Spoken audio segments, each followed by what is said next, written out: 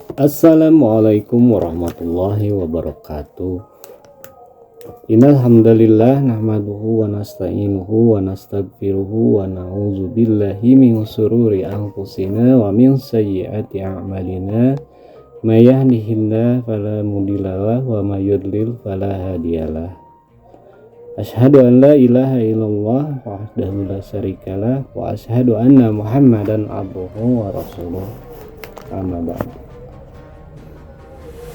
Sahabat sekalian, kita lanjutkan pembahasan kemarin dari surat Al-Fatihah. Cakupan surat Al-Fatihah terhadap macam-macam tauhid. Tauhid itu ada dua macam. Tauhid dalam ilmu dan keyakinan, dan dua yaitu tauhid dalam kehendak dan tujuan.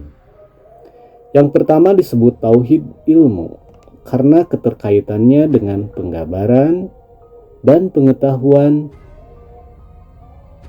Tauhid kedua yang disebut tauhid kehendak dan tujuan dibagi menjadi dua macam, tauhid dalam rububiyah dan tauhid dalam uluhiyah.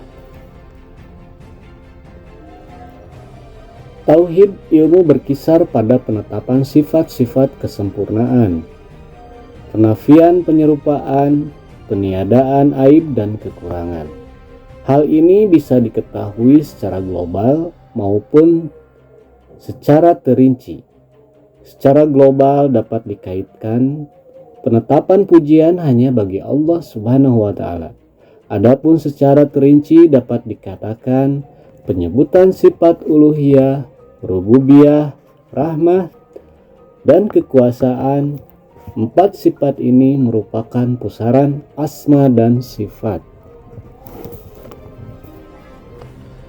Pujian di sini berarti pujian terhadap zat yang dipuji dengan menyebutkan sifat-sifat kesempurnaan dan keagungannya, disertai kecintaan, ridho, dan ketundukan kepadanya.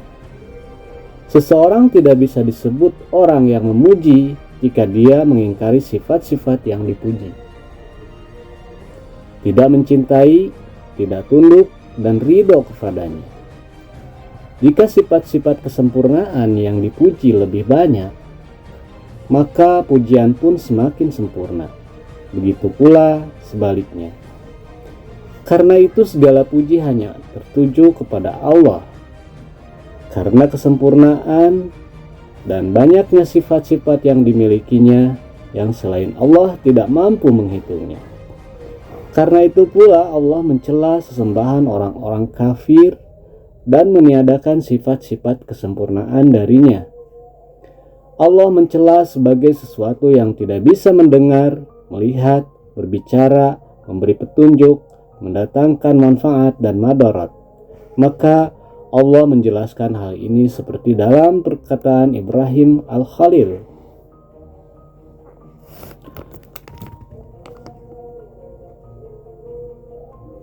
Bismillahirrahmanirrahim.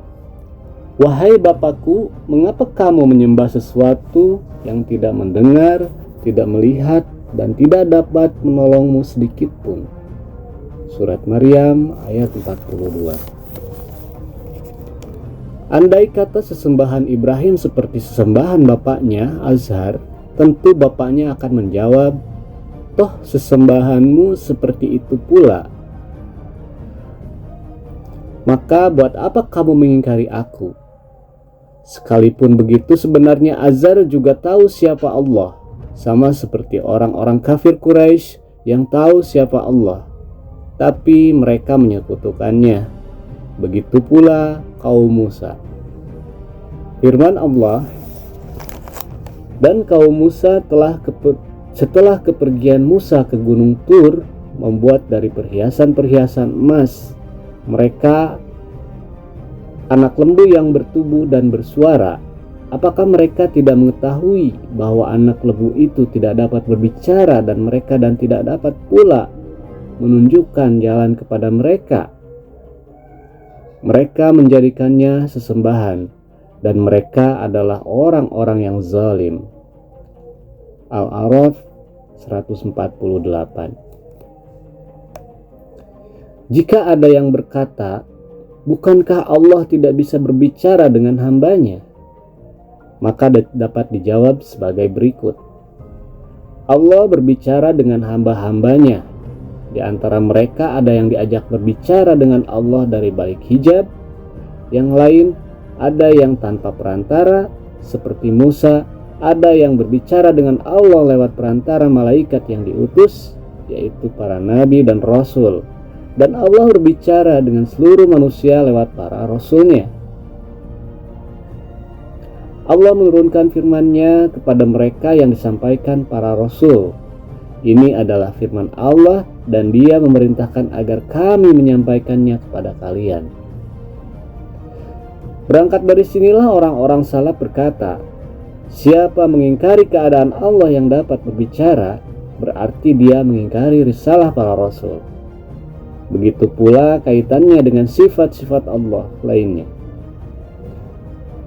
Dari sini dapat diketahui bahwa hakikat pujian mengikuti ketetapan dan sifat-sifat kesempurnaan, dan penafian hakikat pujian ini juga mengikuti penafian sifat-sifat kesempurnaan.